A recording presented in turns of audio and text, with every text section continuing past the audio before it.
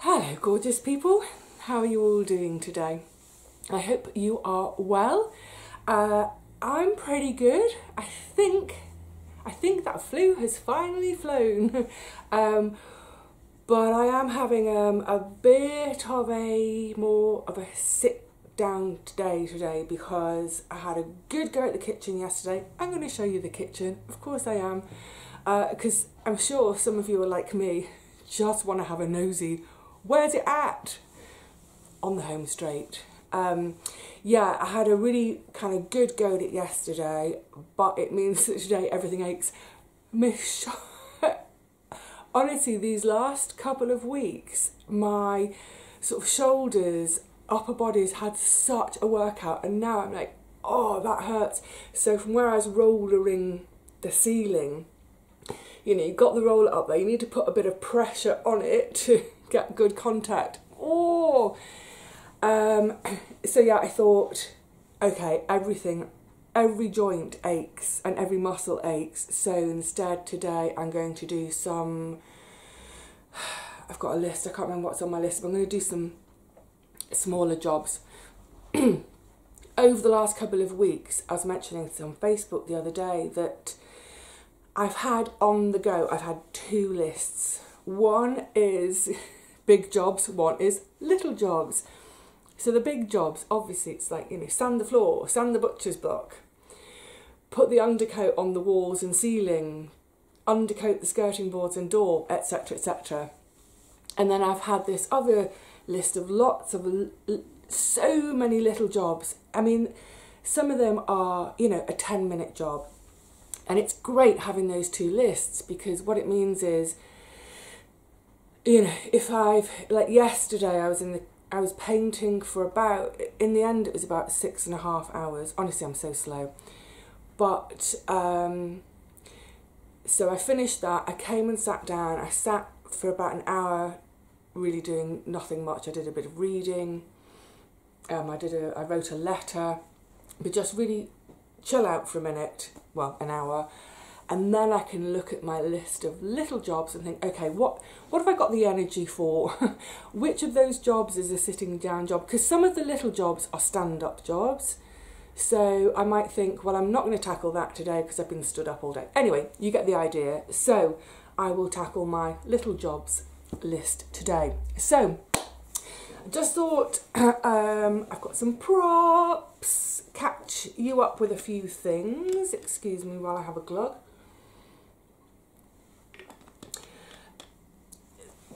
So a couple of things have sort of collided and have provided some clarity. So let's start with the flat in Dorset, which I was so excited about. It's not going to happen. It's not going to happen for a number of reasons. I mean, primarily it's not going to happen because I'm not ready to go on the market yet. They are already on the market, and I know from the estate agent there's been tons of interest. So yeah, it's not going to happen, but all is not lost. Just as I'm saying that about me not being ready to go on the market, I've been in touch with the land registry because it's getting on for 2 years since all the paperwork was submitted for the extension to the lease. So I've been on to them, and I'm now a priority. I had an email on, I think it was last Thursday, to say within the next 10 days they will get back in touch. So hopefully that's pushing along now, because obviously that's one of the big things for when I'm selling. But anyway, the thing with the Dorset property, I mean, it was basically going to be a gut job, the whole lot. It needed a new kitchen, new bathroom, it doesn't have any central heating, it doesn't have hot water, so all of that would have had to have been done. It would be chaos. Now, when I was looking at it originally, before I started painting and renovating the kitchen, I thought, well, actually, you know, when I moved in here, I had to do all those things. No central heating, no hot water, no windows at the back, no kitchen, horrible bathroom. I think I was mentioning this the other day, plastic loo. And I did all that. So on paper, when I was looking at this property in Dorset, I wasn't daunted by that. I thought, yeah, been there, done that, do it again. However, so a couple of things. One, the fact that they're on the market now, and I reckon it's going to be gone in another couple of weeks or so, and I'm not ready. But also, in the meantime, of course, I've been doing the kitchen. And it's been a little bit of a shock, if I'm honest. I haven't done any decorating for about, or DIY, for about 7 years. The last time it was the bathroom. That was either 7 or 8 years ago. I'm trying to remember. Doesn't matter. It was, you know, a number of years ago. And that bathroom, you know, that bathroom was gutted. So everything that's in the bathroom now, none of it was there before. And, you know, there was a lot of work, plumbing, all the wainscoting, and, you know, I did it okay, I did it absolutely fine, loved doing it.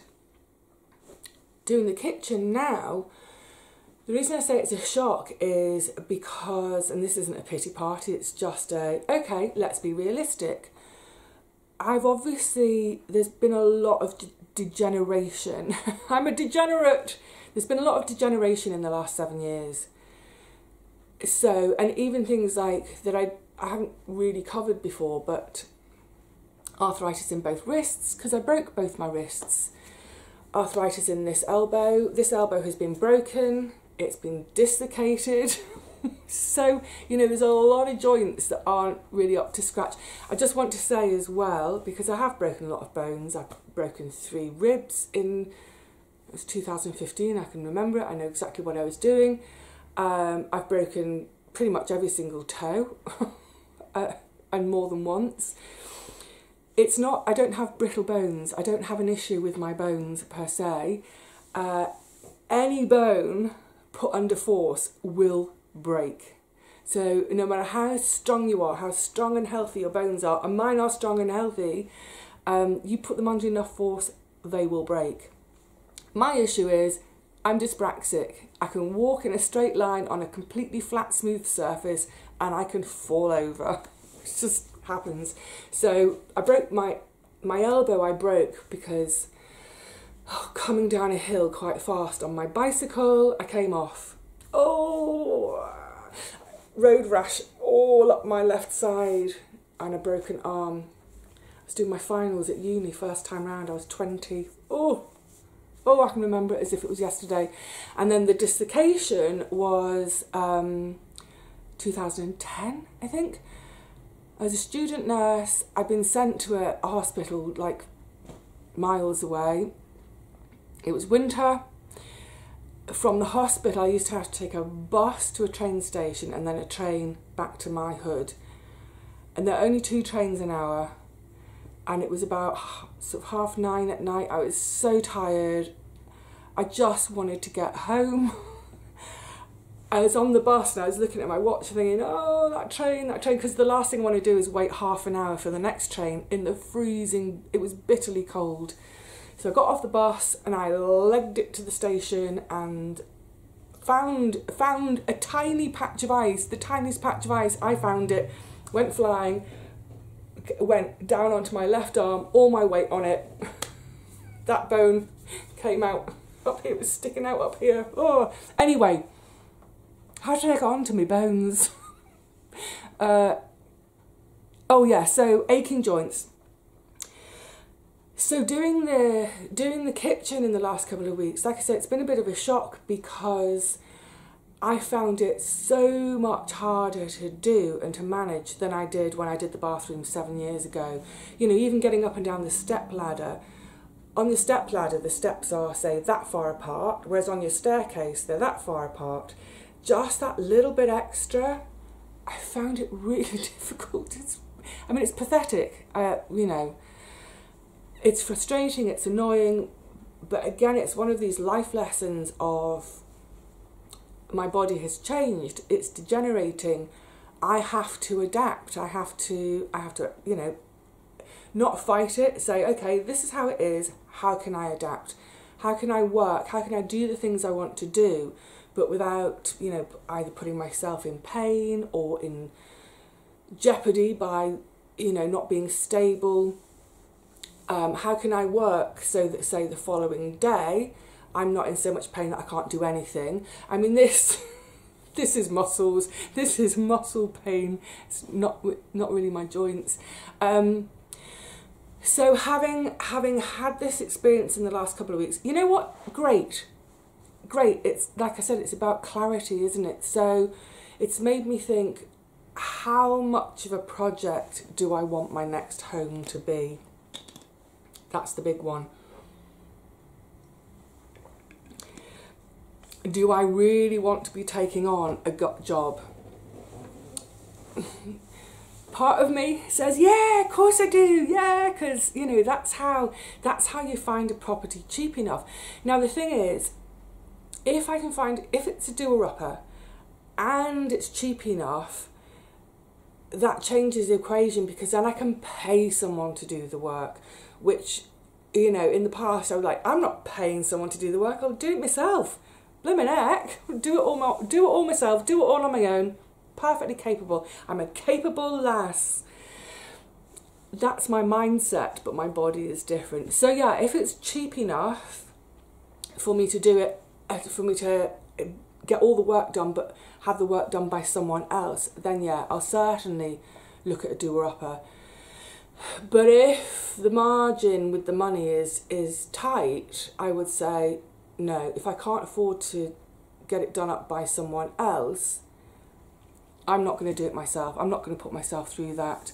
I think kitchen and bathroom, yeah, get someone else to do it. But in terms of decorating, yeah, I don't know how much I want to take on. But okay, that's a good realisation to have right now. This is all knowledge that I can use going forward. And back to the Dorset property, it was a really useful exercise. Obviously, I've been in touch with the agency because I was originally calling to arrange to do a viewing. But I think I said at the time there's an issue with the lease there as well, and it's a probate, so they don't have the lease, no one can find the lease, and it's like, well, hang on, you can't buy property without the lease. But at least having made that initial approach with them, I've been able to tell them, you know, I was saying that property is perfect for me for two reasons. One, the size of the property, absolutely perfect size for me. Space to have my sewing machine out all the time. And two, really importantly, it's in the flat part of town. So the town I'm looking at, it's on the sea, but it's a valley. So on either side there are big chalk downs, and so the town is built up the sides. And there's very little town. There's a narrow strip in the bottom of the valley where the train comes in, where the little river is. There's a very narrow kind of line of roads, properties that would be right for me. I mean, I've seen loads of lovely properties down there, but because I know the town so well, I know that, crikey, that is on a really, like, steep hill. I can't do hills. Anyway, so they now have my details, they know what I want, and she was talking about, you know, what about a second floor, if there's a lift in the building, and I was like, that's not the kind of property I'm after. I don't really want a purpose-built block. There are some blocks there. When I say a block of flats, they're only sort of 3 stories. Not, you know, they're not tower blocks. But firstly, it's not the sort of property I'm after. I want character, period property. But also, I don't want to be in a property where I'm relying on a lift. What if the lift breaks, etc. Anyway, so yeah, good. You know, the last couple of weeks have clarified things for me in terms of the level of work that I want to do on a property. That I myself, rather than a trade coming in to do it. What am I prepared to do? Because I'm not prepared to put myself through this kind of pain. It's not worth it. Life's too short to be in that kind of pain every day. And also it's great because now that estate agent has my details, they know what I'm after. And what I love is they are the estate agents that my grandparents bought Green Acres through in, gosh, when did they move down there? The late 50s? And then when they moved, that was in the village, up in the quarrying village. And then in the 80s, they moved to the town that I want to go to, just because, you know, way more services, doctors, surgery, shops, that sort of thing. So they moved there in the 80s, and it was the same estate agent that they sold and bought through. And then, I think, how many years was it after my granddad died that my nan was down there? Anyway, eventually my nan sold the house and moved up north to move in with my aunt in a sort of granny flat. And when she sold the house, it was sold through this same estate agent. So I just like the idea that within the family, that estate agent has been responsible for the buying and selling of three transactions with my grandparents. I'll be a fourth transaction. I like that. That feels like it's got a good vibe to it. Anyway, so I made some notes about where are we going. So yeah, bit of clarity. That's all been a good bit of clarity. So now for me, with my place, I will show you the kitchen in a sec. Hopefully the kitchen will be done in about a week. It'll be finished, it'll be done. Then I'm going to have a massive clean up. If you could only see what I can see behind you everywhere. I've done laundry this morning as well, so there's even more clobber in here than normal. But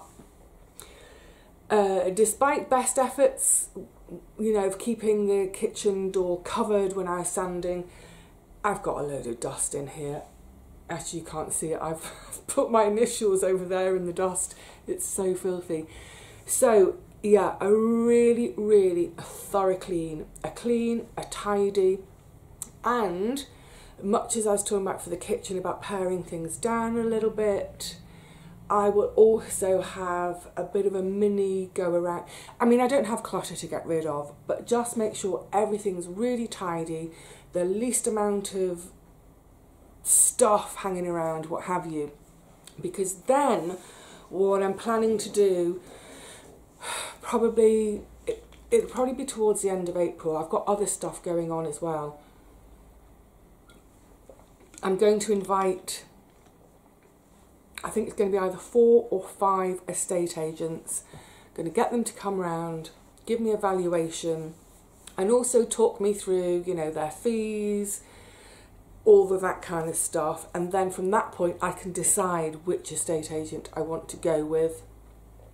I don't have any preference. The estate agent I bought this property through and sold my previous property, they're still on the high street, they're still here, but we've had a few more move-ins since then and they're a bit more zhuzhy, I don't know. Anyway, so that's the idea, is to get them in, give me a valuation, find out all their fees and what have you. Not because I'm going to go on the market just yet, but it's having that knowledge. I think I know what they're going to value this flat for. But, you know, who knows? I'm basing that on a previous valuation, also knowing what the area has done in terms of values.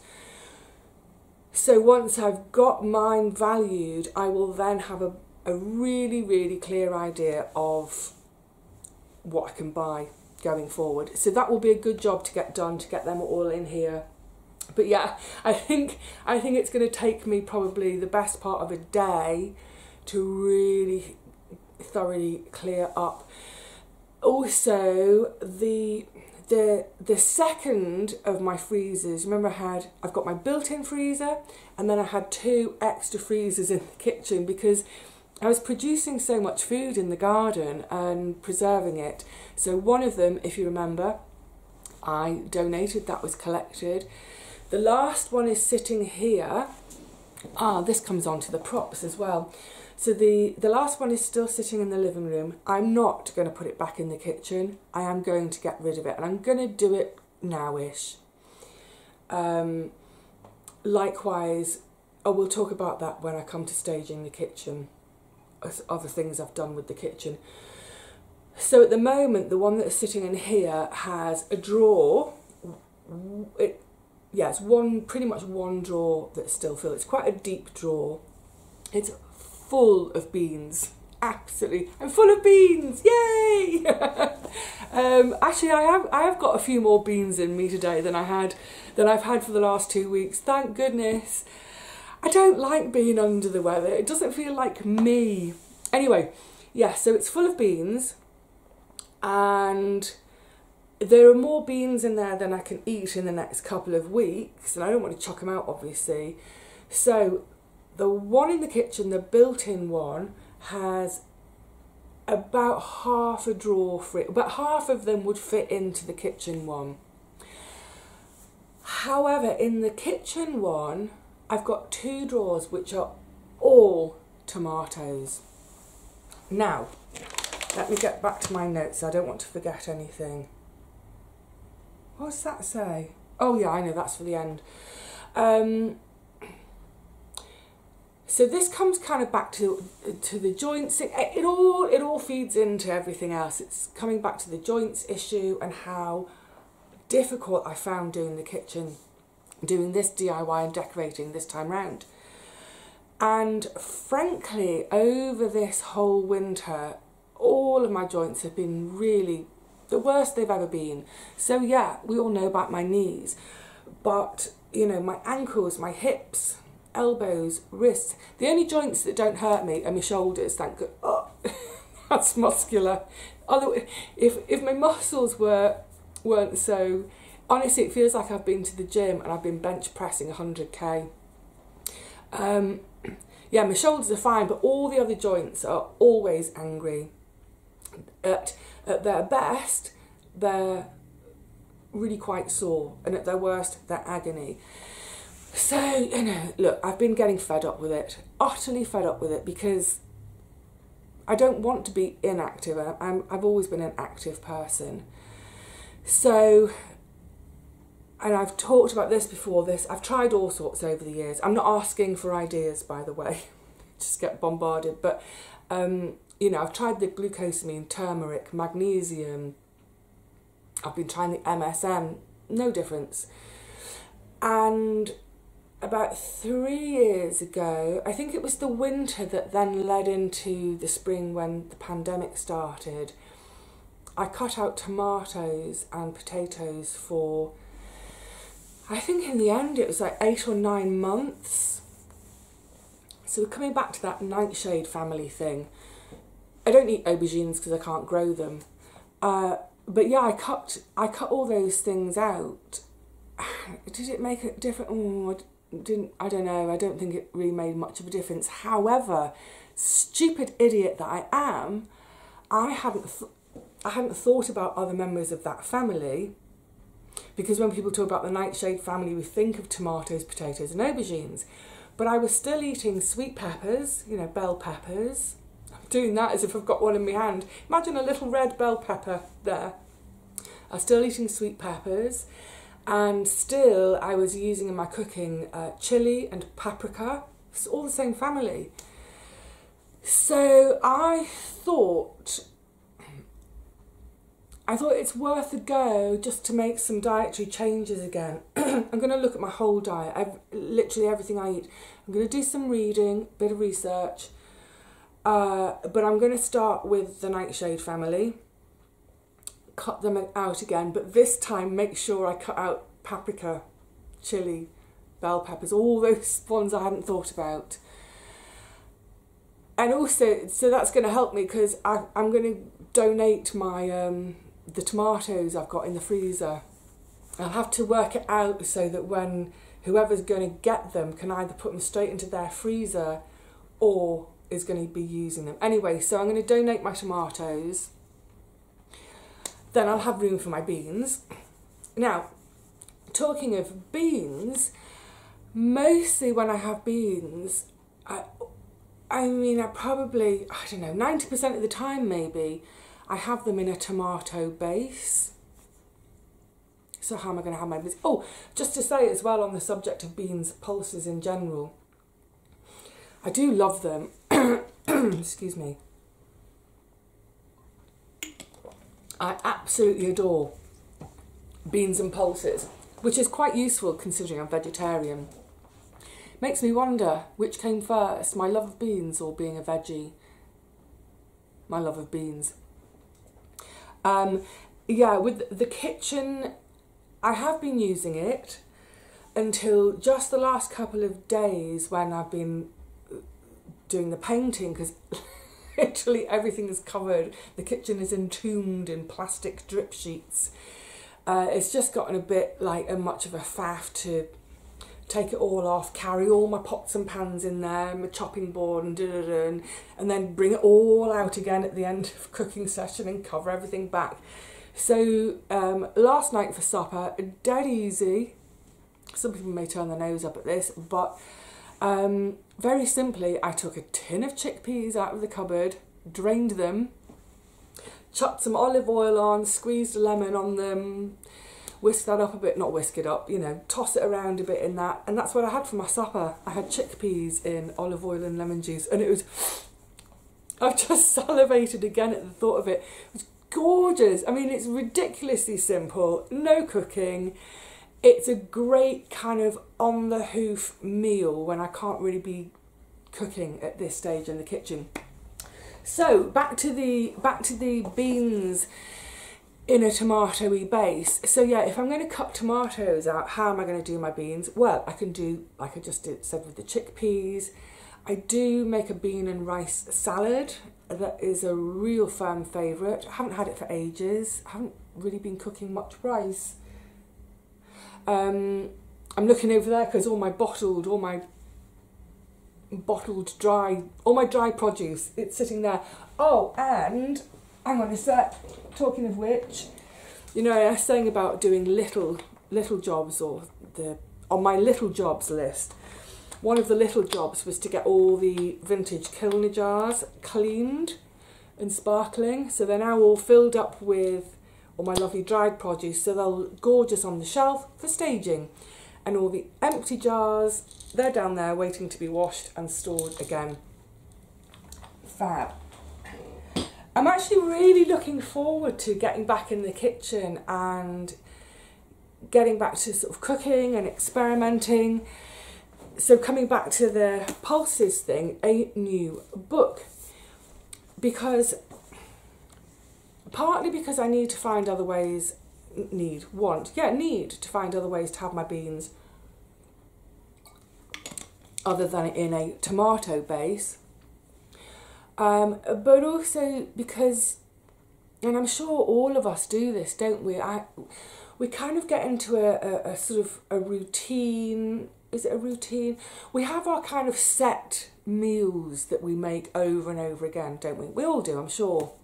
You know, a spag bol, a chilli, a curry, that sort of thing. And I love it. I love all the things I make for myself. But I just thought, because when I put the kitchen back, it's almost, I'm going to get a bit emotional about this. I'm not quite sure why, but it's almost going to be like the kitchen was when I moved in, when I first did the kitchen. So I won't have all these extra freezers in there and clobber. And I've already said I'm going to minimise the garden this year in terms of hopefully minimising the work. So I'll have more time for cooking and experimenting, because frankly the last few years, the time the garden has taken up, again I've covered this before, but the garden is taking me more and more time as my body gets worse and worse. So just to get to the plot has gone from being a 7-minute walk to a 25-minute walk. So the last couple of years, the garden has taken up so much time, but not just the time. By the time I get home, I'm in so much pain. The last thing I want to do is stand in the kitchen and cook. So yeah, I feel like I'm sort of coming full circle in a way, that just lessen the garden a bit, put the kitchen back, but it would be like it was when I first moved in, and it was very much about cooking, having friends over, eating in the kitchen together. So, yeah, it's all, everything, it all ties together. Everything always ties together. So, with no tomato to put my beans in, what am I going to do? I went to my second-hand bookshop the other day to find a present for someone. I did actually in the end. I wanted to get a book as a present for someone. And while I was browsing, I saw this. What's it called? On the Pulse. Super easy, nourishing recipes for lentils, beans, peas. I like the way it's laid out. You see the recipes, they've got these coloured tabs. So what have we got? White beans, so butter beans, cannellini, haricot, gigantis. They've got gigantis in here. The black section is for black beans, black-eyed beans, pui lentils and black beluga lentils. Never had those. The green section is for peas, broad beans, runner beans, flageolet beans, edamame, soya, mung, green lentils, green split peas. The yellow section is for soybeans, yellow split peas and chickpeas. The red section is red lentils, aduki beans, kidney beans, and the brown section is for split fava beans, borlotti and pinto beans. So, fantastic. I've had a quick flick through. There are some meat recipes in here. They may be ones I can adapt, but the majority of them are vegetarian. Loads of them are vegan. I'm not vegan, I do still eat a bit of cheese. But I was even thinking about that as well, is maybe it's the only dairy I have is cheese. I don't eat eggs. I don't have chickens or ducks. I don't drink milk, cream, yogurt, any of those things. So I am considering, I'm going to start with the tomatoes and the nightshade family, see how I get on. But I'm also considering, at least for a short time anyway, remove cheese.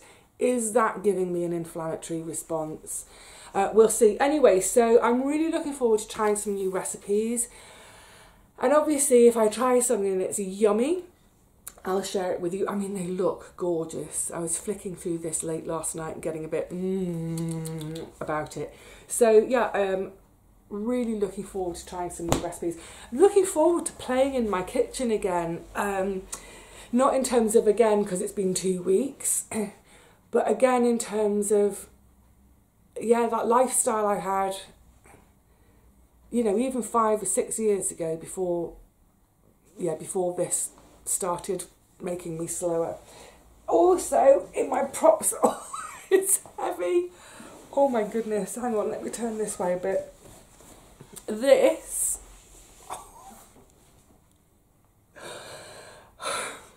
I mean, oh, dusty. There's dust on everything. This is one of my gorgeous, it weighs a ton, Muscat de Provence. Oh, let's put it down. So I've got 2 Muscat de Provence. It's so tactile, I want to just, I literally just want to pet it for the afternoon. Let's put it out of the way. I've got 2 of those, and I've got a Long Island cheese, which is a similar size. So, the thing about the big squash is, of course, the minute you cut into them, you have to use them up, you know, pretty quickly, because like this will store like this for ages. Do you remember when you might not have seen the video, this was picked, when did I do my squash harvest? It's almost always within sort of the first couple of weeks of October. It was still a little bit green. Look how it's oranged up over the winter, continue to ripen. It's such a solid thing. Yeah, so as soon as I cut into it, I'm going to have to use it. So I'm going to do my squash 3 ways initially. Probably what I will do is cut it in half, cook with half straight away, and the other half I'm going to turn the oven on. I'm probably going to roast, and once it's roasted, or I'll have a think about it. Do I want to put the oven on? Maybe I could have a pizza that night as a treat. I'm either going to put it in the oven to roast, and then that roast flesh, scoop it out, pack it away, put it into the freezer, or I could just chunk it up and put it in the freezer. But with the other half, it will make, so I'll be using a 1/6 for each recipe. do 3 recipes, 3/6, a half, but each one will make about 6-8 portions. So if I do 3 times it, so anywhere between 18 and 24 portions. Amazing. I'm going to do squash risotto with one of those 6ths, my pumpkin and pearl barley soup, which I love, and I will do curry with the other section. So I'll make, that will all be on one day. I'll make a ton of meals. I have to think about it in terms of jiggling and juggling with the freezer space if I'm moving all these beans. I don't need to move this freezer just yet, so I think I can get on with cooking the squash, redistributing all my tomatoes. The squash meals can take up some of the space that tomatoes have, the rest can be the beans. It'll all work out. Yes, so there we go. A squash 3 ways this week. Some new ways to cook pulses that will mean I can cook without tomatoes, without peppers, without paprika, without chilli. And you know what? Hopefully it will make a difference. I don't expect any overnight changes. These things take time. But yeah, I think the bottom line is this. I'm determined to help myself. That's what it boils down to. If I can do something that to help these joints, these sad, achy, hurty joints, if I can do that for myself, brilliant. Food is medicine. Food can be medicine, but also some foods can make our bodies angry. So if I can find a way to make my body happy and not angry, all power to my elbow. Now, do you want to have a nosy, see how far I've got in the kitchen? And just to say, because we're finishing there, obviously these last few videos, there's been a lot of talk about moving, because that's filling up my life at the moment, isn't it? It's filling up Richard and Paul's lives. Whenever we chat on the phone, it's like house move stuff. They are ahead of me. They're going to be going on the market in the next couple of weeks. I think their aim is probably to be moved by the summer. I think for me in my situation, I'm probably not going to be onto the market until the summer, so looking at moving in the autumn. Anyway, yeah, I realise there's been a lot of talk about that, and I appreciate that it might feel frustrating for some, because it's that thing of, well, stop talking about it, do it. It takes ages. These things take time. So I will probably, I think in terms of all the chat about moving, I'm going to be quiet about that for a while. Unless obviously something very specific comes up, and I'll keep you posted. But otherwise, yeah, let's get back to normal life. I don't know. Yeah, just a bit less chat about moving. And that doesn't mean that I'm stopping the process. It doesn't mean I've given up on the idea, not at all. It just means I'm not going to chat about it so much until I've got something more definitive to say about it. Right, anyway, enough of that. Let's see where I'm at with the kitchen, but we're going to start in the hall first, because I've taken over the hallway too.